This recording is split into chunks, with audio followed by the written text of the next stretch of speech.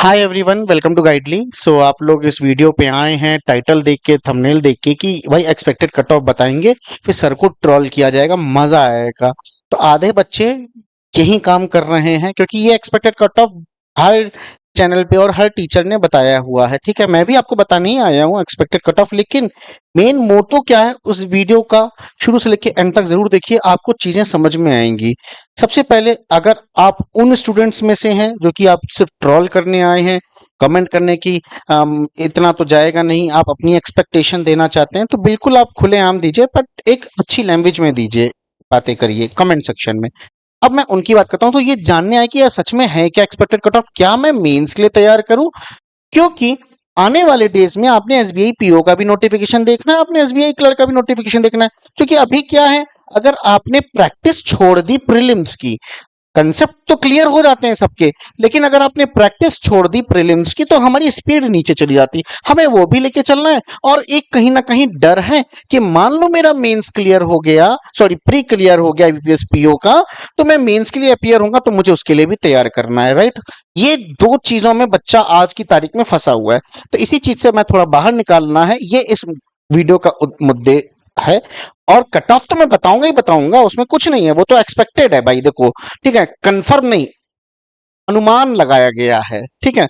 क्योंकि cut off expect करना देखो बहुत डिफिकल्ट है, क्योंकि नॉर्मलाइजेशन होगा ही होगा, क्योंकि आईबीपीएस पीओ की कहीं कहीं शिफ्ट थोड़ी डिफिकल्ट थी, कहीं कहीं थोड़ी सी नॉर्मल थी, क्योंकि 60 अटेम्प्ट भी बच्चे करके आए हैं, 60 प्लस, ठीक है ना।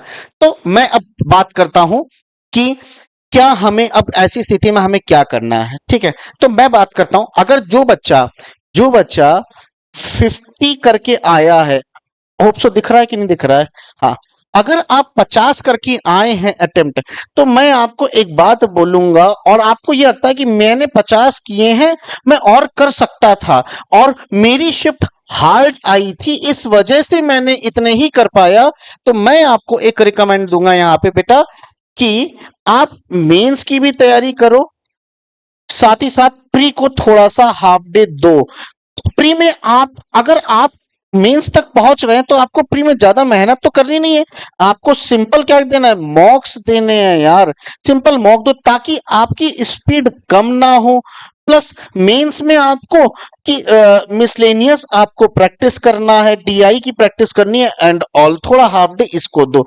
आप दोनों लोग बाइफरकेट करके चलो, जो लोग 50 तक करके आए हैं या 50 से ऊपर करके जो आए, मतलब 50 की मतलब मैं अगर देखूं, जिनका अटेम्प्ट ऐसे गया है 57, 58, 59, और उनको फॉर श्योर उनकी एक्यूरेसी भी मेंटेन करे हो, क्योंकि पेपर तो आप देख के आए हो ना, आपको पता हो कि आपने क्या किया है वहां पे।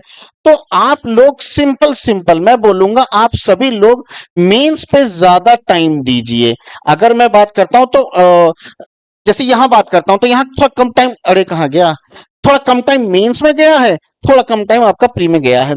बट यहाँ पे जो लोग इतना अटेम्प्ट करके आ रहे हैं या 60 तक गए हैं, तो वो लोग अपना मेंस पे ही फोकस करें, डेडिकेटली मेंस पे फोकस करें, क्योंकि मेंस में बहुत सी चीजें हैं। आप मेंस देंगे तो आपका डिस्क्रिप्टिव भी होगा, है ना। तो ऐसी भी चीजें, कुछ बच्चे तो ऐसे लोग फंसे हुए हैं जो कि आरआरबी पीओ का रिजल्ट का इंतजार कर रहे हैं, राइट, कि यार बस नौकरी लग जाए इसमें। या देखो कि बैठे बैठे ये सब चीजें सोच के अपना टाइम वेस्ट मत करो। और कट ऑफ तो ऐसी चल रही है कि मत पूछो, जो बच्चा जितने अटेम्प्ट करके आया, जैसे मान लो मैं 50 करके, तो मैं उस टीचर को ढूंढ रहा हूं या उस टीचर को देख रहा हूं कि जो बता रहा है कि यार हाँ मेरी कट ऑफ इस रेंज में है, तो मैं खुश। तो दिल की तसल्ली मत लो अपने आप से, ठीक है। तो जो मैंने आपको बताया पहले, आप ये चीज समझ गए, ठीक है। बट अब आपकी बात करते हैं, अगर हाँ, अगर आप मेंस के लिए तैयारी कर रहे हैं, तो मेरे हिसाब से गाइडलाइन ने जो आपका पैकेज निकाल दिया मेंस कर, सर आप प्रमोशन भी करने लगे, बिल्कुल करूंगा प्रमोशन। भाई देखिए एक बात बताइए, अगर हम प्रमोट करेंगे, चीजों को बताएंगे नहीं, तो बच्चा कहाँ जाता है, टेलीग्राम में पूछता है कि सर ये चीज हमको लेनी है, आप बता नहीं रहे हैं। तो भाई क्या मकसद है? मकसद यही है, मकसद नहीं बोलना अपना, ठीक है ना। तो अगर आप क्रैकर पैकेज ले रहे हैं जिसके अंदर सिर्फ मेंस का कंटेंट है, तो आपको मॉक टेस्ट 10 मिलेंगे, 20 सेक्शनल टेस्ट मिलेंगे, मेंस का पीडीएफ बंडल भी मिलेगा, वो भी 30 दिन का, जीए स्मार्ट क्विज भी मिलेगा, आपका जीए भी बनेगा, और हिंदी इंग्लिश दोनों में रहेगा। आपके पास प्राइस ये है, लेकिन आपको कोड यूज कर देना, that is coupon code P12, ठीक है।